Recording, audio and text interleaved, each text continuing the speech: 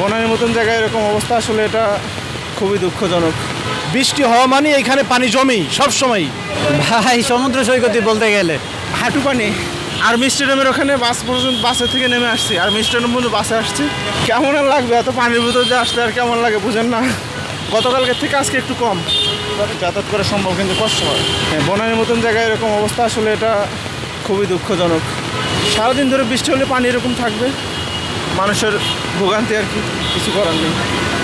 জলবদ্ধতার কথা আর কি বলার আছে বলেন, এই তো নিত্য নতুন কিছুই নয়, পুরানাই এরকম সবসময় হয়ে থাকে। আমরা যা দেখে আসতেছি বিগত 5 বছর ধরে বৃষ্টি হওয়া মানে এখানে পানি জমেই সব সময়। গতকালকে তো আরও ভয়াবহ অবস্থা ছিল, আজকে তো মোটামুটি একটু কম, একটু চলাচল করতে পারতেছে মানুষ। মানুষের দুর্ভোগের কথা আর নতুন করে কি বলার আছে। এরকম এরকম শুধু এই জায়গা না, পুরো ঢাকা সিটি তো মোটামুটি এরকম হয়েই আসতেছে। আর বনানীর মতো জায়গায় তো এরকম, এটা তো নতুন না, পুরানাই, এরকম হয়েই আসতেছে। ড্রেনাপ বা পানি নিষ্কাশনের কোনো জায়গাই নেই, পানি যাবে কোথায়, যাওয়ার তো কোনো রাস্তাই আমি দেখি না।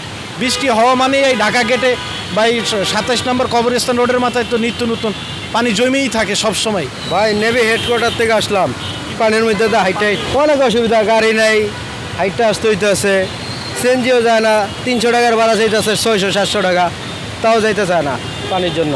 অনেকে তো অনেক কিছু বলবে, এটা তো চোখের দেখা যে পানির জন্য মানুষ আসতেও পারে না, যাইতেও পারে না।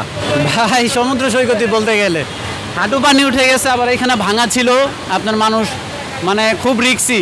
মানে এই জায়গায় যদি এই অবস্থা হয় বাংলাদেশের, মানে কিছু বলার নাই ভাইয়া। বনানীর মতো জায়গা যেখানে সবার আর কি কর্মস্থল, এইখানে আর কি এই অবস্থা ভাইয়া, কিছু বলার নাই আসলে দেশের অবস্থা। এখন কি বলবো ভাইয়া, এখানে সরকারের উচিত এই পদক্ষেপ নেওয়া আর কি।